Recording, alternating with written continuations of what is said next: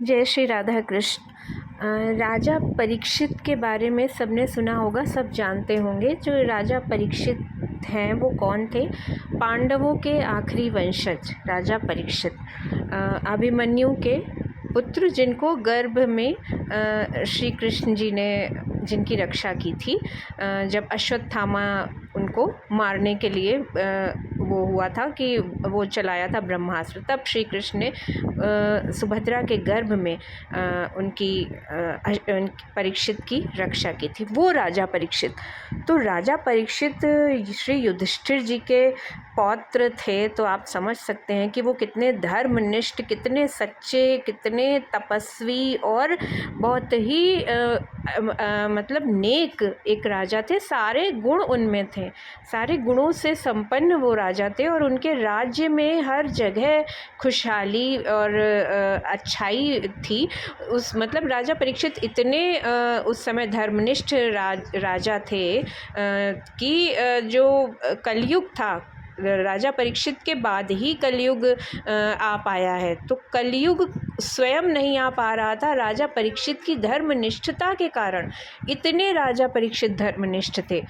पर राजा परीक्षित से कैसे इतना बड़ा अपराध हो गया जिसके कारण उनको श्राप मिला और जिसके कारण 7 दिन के अंदर उनको उनकी मृत्यु होने का उनको श्राप मिला। तो ये स्टोरी क्या है कि राजा परीक्षित को ने क्या किया। एक बार राजा परीक्षित जा रहे थे जंगल में, राजा लोग शिकार करने जाते थे। तो वो भी जा रहे थे, तो बहुत शाम हो गई थी। राजा परीक्षित को बहुत भूख और प्यास ऐसी लगी, तो उन्होंने जंगल में देखा कि कुछ ऋषि की कुटियाँ थीं। तो वो एक ऋषि की कुटिया के अंदर गए। उन ऋषि का नाम क्या था ध्यान नहीं आ रहा है। तो उन ऋषि की कुटिया में गए। वो बहुत ही तपस्या में लीन थे वो ऋषि।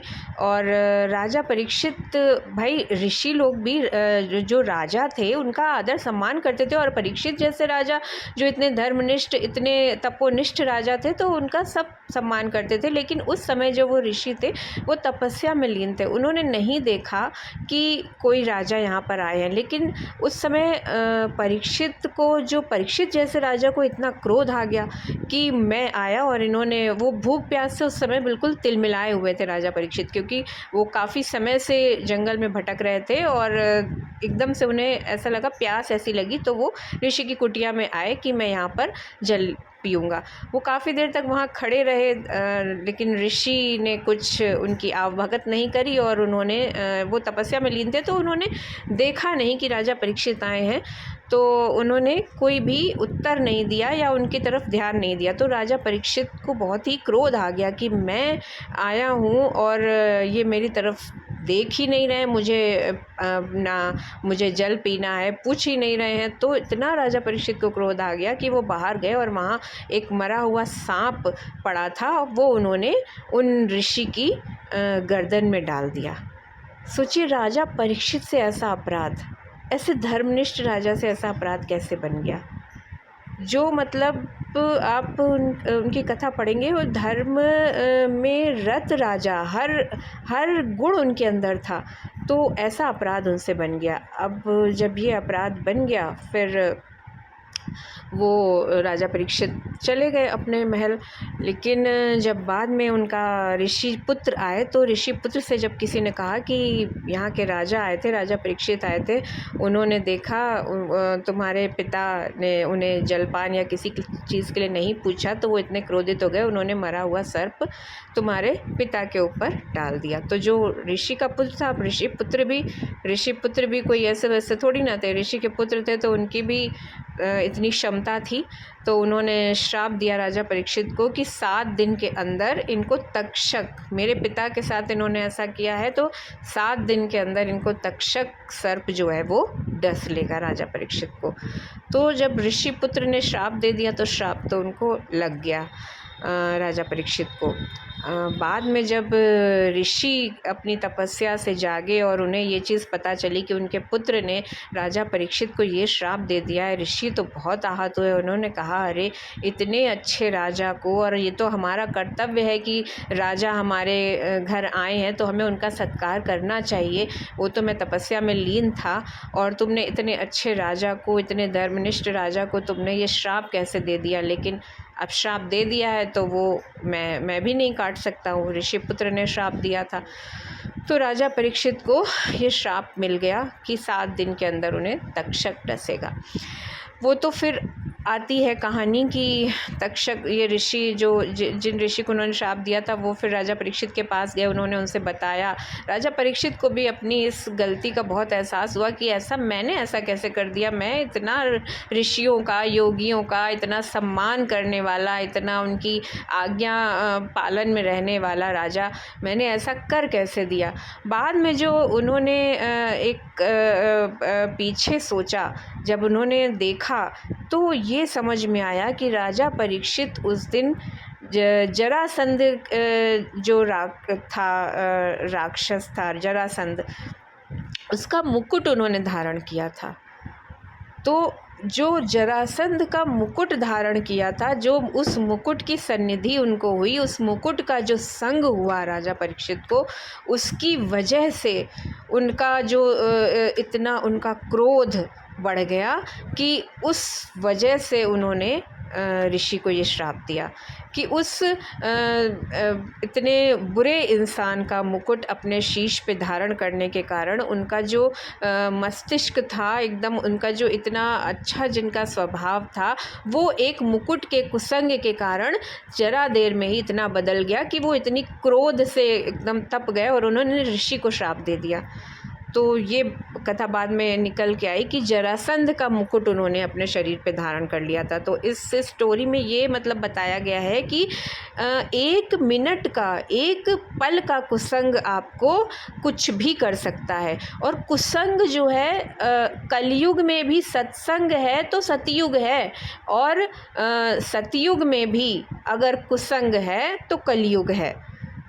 आप कलयुग में जी रहे हैं, अगर आप सत्संग में रहते हैं, अच्छी चीज़ों के संग में रहते हैं तो आप सतयुग में रह रहे हैं। लेकिन आप सतयुग में भी अगर कुसंग में रहते हैं तो आप कलयुग में रह रहे हैं, है ना। तो ये इस स्टोरी में बताया गया है कि जरासंध का वो मुकुट थोड़ी देर के लिए अपने शीश पे उन्होंने धारण किया और उनका दिमाग बदल गया बिल्कुल। तो ऋषि ने उनको श्राप दिया। और फिर ये कहानी बाद में आती है कि फिर ऋषि तुरंत गए और उन्होंने बताया कि ऐसा ऐसा होगा। बाद में तो सारे भाई राजा परीक्षित को तो सारे ऋषि उनका आदर सम्मान करते थे, कहाँ कहाँ से सारे ऋषि, सारे गुरुजन सब आए, एकदम आ गए। और राजा परीक्षित से जब ये कहा कि 7 दिन में आपकी मृत्यु है, तो राजा परीक्षित तो इतने धर्मनिष्ठ राजा, युधिष्ठिर जी के जो पौत्र थे, जो पांडवों के थे, तो उनके अंदर तो सारे गुण थे। उन्हें एक क्षण नहीं लगा, उन्होंने एक क्षण में अपना सारा जो था राज्य पाठ सब एक क्षण में त्यागा और आ गए गंगा के किनारे बैठ के। और सारे ऋषियों को और सारे जो उस समय के तपस्वी थे, जिसको जिसको पता चला, तुरंत आ गए, सब आ गए। और राजा परीक्षित का ये वार्ता हुई कि कैसे अब जब 7 दिन बचे हैं तो कैसे मेरा उद्धार होगा, कैसे होगा। तो फिर जो सबसे पहले जो भागवत सुनाई गई राजा परीक्षित जी को ही, फिर सारे ऋषि मुनि आ गए तुरंत और वहीं पे गंगा किनारे उन्होंने सारा राजपाट छोड़ दिया तुरंत कि अब तो मुझे बस अपना उद्धार करना है। और वहीं पे बैठ के शुकदेव जी ने राजा परीक्षित जी को श्रीमद् भागवतम की कथा सुनाई। और सुनने के 7वें दिन ही तक्षक आया। बहुत सारे प्रयास किए गए कि सारा रास्ता बंद कर दिया गया, कहीं से भी तक्षक ना आ सके। मतलब इतने सारे प्रयास किए गए कि कहीं से भी ना आ सके। और कथा तो सुनाई ही जा रही थी, लेकिन जो श्राप मिल गया था वो तो अडिग था, वो हो ही नहीं सकता था। सब कुछ करने के बाद भी बहुत सारा किया गया, बहुत सारी पूजाएं की गई। मेरे ख्याल से तक्षक ना आए इसके लिए जो नागों के एक ऋषि थे, आस्तिक मुनि, शायद उनसे भी कुछ पूजा पाठ कुछ कराया गया, लेकिन फिर भी वो जो पूजा के फूल आए उनमें तक्षक बैठ कर आ गया। और 7वें दिन जैसे ही उनका वो संपूर्ण हुई भागवत की कथा, 7वें दिन तक्षक ने राजा परीक्षित को डस लिया। तो सोचिए, राजा परीक्षित जिनके भय से भयभीत होकर कलयुग नहीं आ पा रहा था, जब कलयुग आया था, कलयुग एक मानव का वेश धारण करके आया था राजा परीक्षित के पास। तो राजा परीक्षित ने, वो एक गाय को मार रहा था, तो राजा परीक्षित ने पूछा कि तुम कौन हो? उसने कहा मैं कलयुग हूँ और मुझे यहाँ रहना है। राजा परीक्षित ने कहा जब तक मैं हूँ तब तक तो तुम यहाँ आ ही नहीं सकते हो।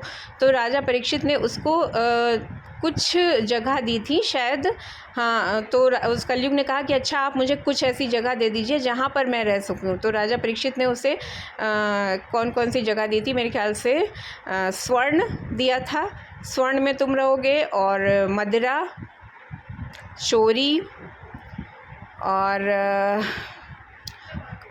एक और स्थान दिया था।